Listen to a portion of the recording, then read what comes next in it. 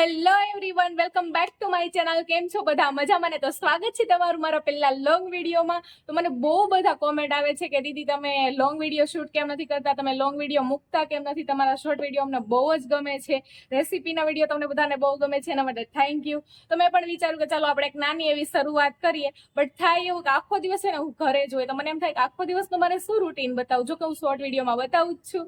તો પછી આજે છે એવું કે આજે અમે જઈએ છીએ બહાર, તો મેં વિચાર્યું કે ચાલો આપણે લોંગ વિડીયોની એક શરૂઆત કરી દઈએ. તો બહાર જવાનું તો એવું છે કે અમારે શૂટ કરવાનું છે, અને શૂટનું એવું છે કે મેં છે ને જ્યારે અમે કેદારનાથ ગયા હતા ને ત્યારે મેં એક વન પીસ સીવું હતું, બટ એ છે ને શૂટ કરવાનું રહી ગયું અને ત્યાં પહેરવાનું પણ રહી ગયું હતું. તો બસ પછી ત્યારનું છે ને મેં આ બેડમાં પેક કરીને મૂકી દીધું, અને થોડોક ટાઈમ તો હું ભૂલી જ ગઈ કે મેં વન પીસ સીવું પણ છે અને મારી પાસે છે પણ પછી મને યાદ આવ્યું કે હા, એ વન પીસ તો મેં સીવું છે, અને તમને બધાને ઓફકોર્સ ખબર જ છે કે હું કટિંગ અને સ્ટિચિંગના સીવવાના વિડીયો પણ ક્યારેક ક્યારેક અપલોડ કરું છું, અને એ પણ તમને બહુ પસંદ આવે છે.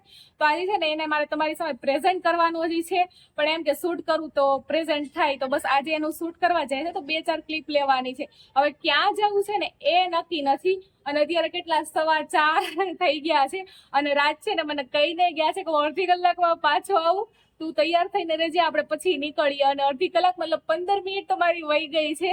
તો મતલબ આના આડાવડા બધા કામ કરવામાં મારી પાસે 15 મિનિટ છે, એમાં તૈયાર થવાનું છે ને એમાં હું આ વિડીયો ચાલુ કરીને બેસી ગઈ છું. બટ કંઈ નહીં, એ તો ફટાફટ તૈયાર થઈ જાય, કેમ કે ઘણો ખરો સામાન છે ને મેં બધો બહાર કાઢીને જ મૂક્યો છે, એટલે એ તો બધું થઈ જશે હમણાં ફટાફટ. અને આજે છે ને, આજે તો નહીં, જો હમણાં છે ને 2-3 દિવસથી એટલો જોરદાર તડકો મતલબ પડે છે ને કે શું કેવું એમ.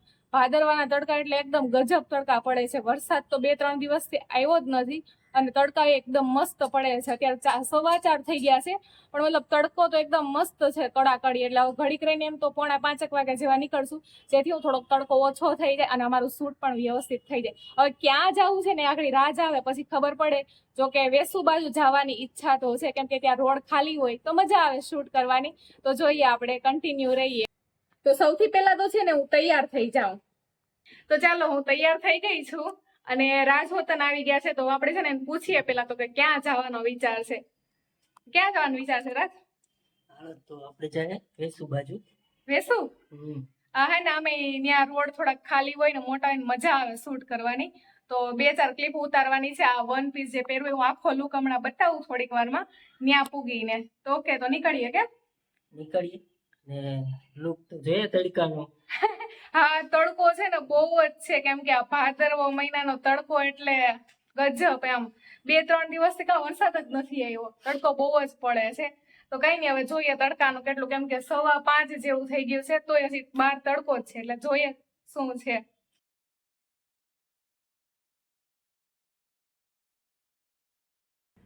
તો અમે વેસુ પોગી ગયા છે, અને જે 2-4 ક્લિપ લેવાની હતી ને એ બધું કામ હોતન થઈ ગયું છે. થોડું અંધારું હોતન થવા માંડ્યું નહીં રાજ? સારું થઈ ગયું છે. હા, અમારે ઈ મોલમાં જવાનું છે. હા, હજી રાજ એમ કહે છે કે આપણે વીઆર મોલમાં જઈએ એમ. અમે પહેલી વાર મળ્યા હતા. અમારી જૂની યાદો છે. તો કે વીઆર મોલમાં તો અમે છે ને આવતા જ હોય, પણ અમે પહેલી વખત મળ્યા હતા ને ત્યારે હોતો ગણપતિનો ટાઈમ ચાલુ હતો કે ત્યારે ગણપતિના કંઈક ગણપતિ ત્યારે છે ને ગણપતિના ક્યાંક કેટલા 4થો કે 5મો દિવસ હતો. પહેલી વખત અમારી એન્ગેજમેન્ટ પછી, અમારી સગાઈ પછી પહેલી મુલાકાત હતી. તો બસ એટલા માટે વિચાર્યું છે કે જઈએ આજે. અમે ગણપતિનો લાસ્ટ ડે છે, તો એટલા માટે આ એરપોર્ટ વાળા રોડ ઉપર શૂટ કરવા માટે આવ્યા હતા. આની આગળ આપણે અહીંયા જઈ હતા ને કા, હે ને? આપણે આની આગળ ક્યાં અહીંયા જઈ હતા ને? હા, તો હવે છે ને અમે જઈએ છીએ વીઆર મોલ. તો હવે ત્યાં જઈને આપણે મળીએ. તો વીઆર મોલ માં પહોંચી ગયા છે. તો શું લઈ દેવાના છો તમે? આખો મળી ગયો. રાજમન કહે છે કે તને આખો મોલ લઈ દે. જોઈએ હવે ઈ કે જોવામાં. તો આમ છે ને પહેલી વાર આવ્યા હતા ને ઊંધાજ, મારે તો અમારી સગાઈ પછી ત્યારે છે ને અહીંયા આ જ જગ્યા ઉપર બેઠા હતા, અને આજે હોતન આવીને રાતને કહું આપણે આ જ જગ્યા ઉપર બેહીએ. મેં કીધું અને અમે છે ને અમારા સગાઈ પછી પહેલી વાર મળ્યા હતા ને ત્યારે મેરાજને છે ને અહીંયા આવીને જ ગિફ્ટ દીધું હતું, અને ગિફ્ટમાં શું હતું? વોચ હતી ને, વોચ અને ગણપતિ બાપ્પા હતા, જે અત્યારે હાલમાં અત્યારે અમારા ઘરે મંદિરમાં છે. અને તમે શું દીધું તું મને ગિફ્ટમાં? રાજુએ હે ને મને કૃષ્ણ ભગવાન દીધા હતા, અને વીટી દીધી હતી જે અત્યારે પહેરી છે ઓલરેડી. અને અહીંયાનો વ્યૂ બતાવું.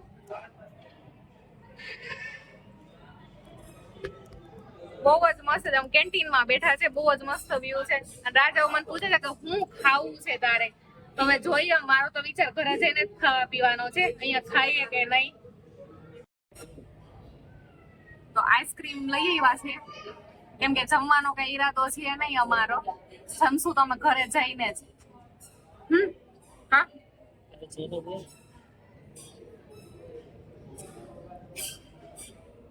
એટલું બધું ઠીક ઠીક છે, એટલું બધું કઈ ખાસ છે નહીં સ્વાદમાં.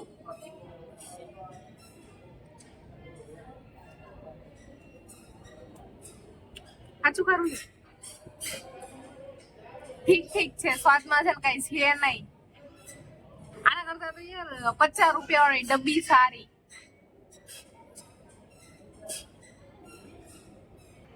હવે વીઆર મોલ માં ફરી લીધું ને ખાઈ લીધું આઈસ્ક્રીમ. કેવું હતું રાજ? મેંગો મસ્તાની ફ્લેવર લીધું હતું, પણ જરાય એટલે જરાય મને તો મેળ ન આવ્યો. એટલે હવે ઘરે જઈને જ ખાવાનો ઈરાદો છે ને હવે અહીંયાથી નીકળવાનો ઈરાદો છે. તો બસ હવે આખડી થોડીક વારમાં નીકળી જાય. કેટલા વાગે કરે? 7:30 જેવા થઈ ગયા, એટલે ઘરે પૂછતા પૂછતા ઘણો ટાઈમ વયો જાહે. તો કઈ નહીં, ચાલો આપણે ઘરે જઈને મળીએ. હવે પાર્કિંગમાં ગાડી લેવા જવાની છે, એ પાર્કિંગમાં મૂકી હતી.